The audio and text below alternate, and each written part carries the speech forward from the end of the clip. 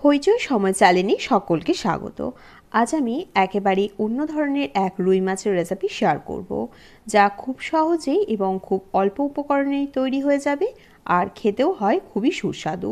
রুই মাছের অনেকে অনেক ধরনের রেসিপি ট্রাই করেছে, কিন্তু আমার অনুরোধ রইল একবারের জন্য হলেও এরকম সুস্বাদু রুই মাছের রেসিপি তৈরি করে দেখতে পারেন, যা গরম ভাতে কিন্তু খেতে অসাধারণ লাগে। তাহলে চলুন দেখে নেওয়া যাক আজকের এই সুস্বাদু রুই মাছের রেসিপি। প্রথমেই আমি এখানে রুই মাছের বেশ কিছু পিস নিয়েছি, তার মধ্যে দিয়ে দিচ্ছি ভর্তি করে 1 চামচ পরিমাণে নুন আর দিয়ে নেব সামান্য একটু লেবুর রস। তারপর এর মধ্যে দিয়ে দেব ঠান্ডা জল। এইভাবে রুই মাছটাকে আমি 5 থেকে 7 মিনিটের জন্য ভিজিয়ে রাখবো।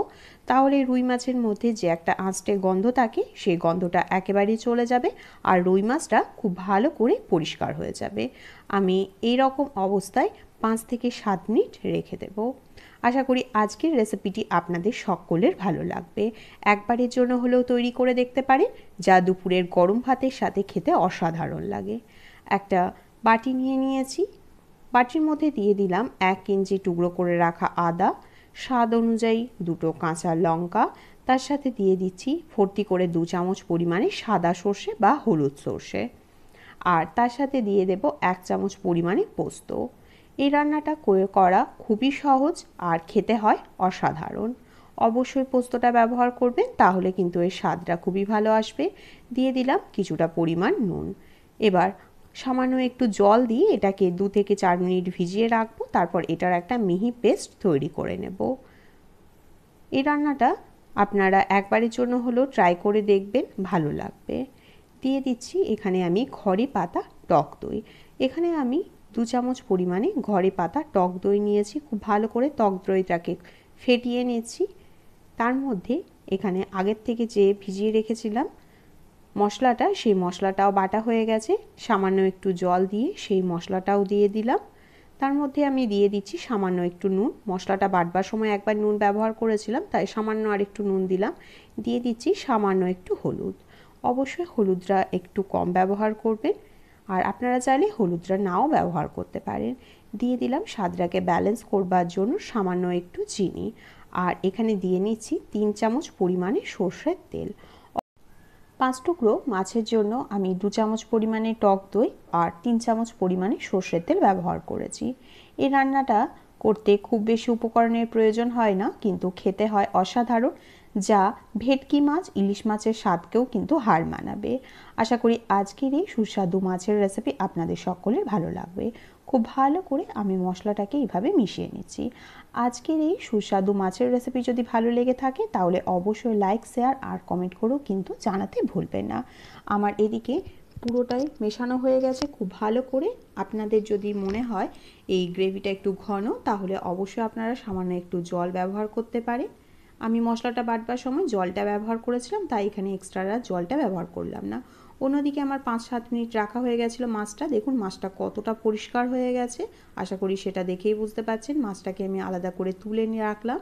অন্যদিকে এখানে আমি একটা টিফিন কৌটো বা টিফিন বক্স নিয়েছি স্টিলের। এবার টিফিন বক্সের মধ্যে আমি পুরো মশলাটা এখানে দিচ্ছি না, আমি প্রথমে সামান্য একটু মশলা দিলাম। এরপর আমি এক এক করে মাছগুলো সব দিয়ে নেব। মাছগুলো দিয়ে আমি আরেকবার মশলাটা পুরোটাই দিয়ে নেব।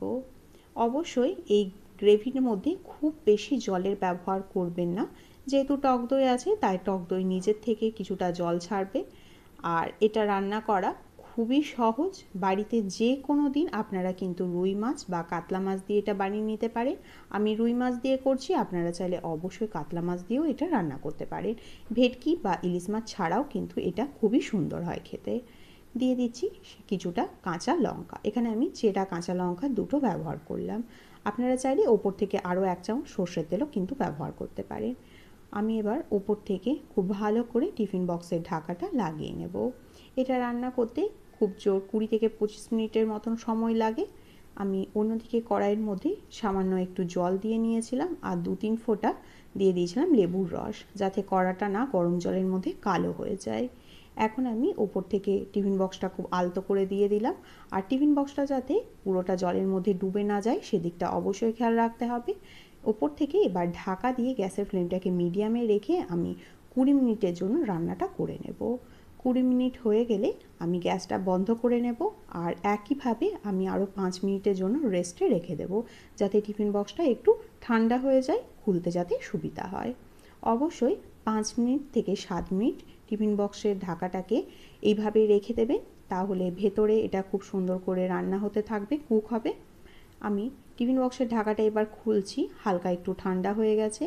দেখুন মাছটা কতটা সুন্দর হয়েছে আর কালারটা কতটা সুন্দর হয়েছে, আশা করি আপনারা সেটা দেখেই বুঝতে পারছেন। গ্রেভিটা কিন্তু একেবারে পারফেক্ট তৈরি হয়েছে আর মাছটা খুব ভালোভাবেই সেদ্ধ হয়ে গেছে। এবার আমি গরম গরম ভাতে এই মাছটাকে সার্ভ করে নেব। আশা করি আজকের রেসিপিটি আপনাদের ভালো লেগেছে। রেসিপিটি ভালো লাগলে অবশ্যই লাইক, শেয়ার আর কমেন্ট করতে ভুলবেন না। নতুন হয়ে থাকলে অবশ্যই চ্যানেলটিকে সাবস্ক্রাইব করে নেওয়ারও অনুরোধ রইল। তাই দেরি না করে ঝটপট বানিয়ে ফেলুন এরকম সুস্বাদু মাছের রেসিপি। ভালো থাকবেন, সুস্থ থাকবেন। অসংখ্য ধন্যবাদ।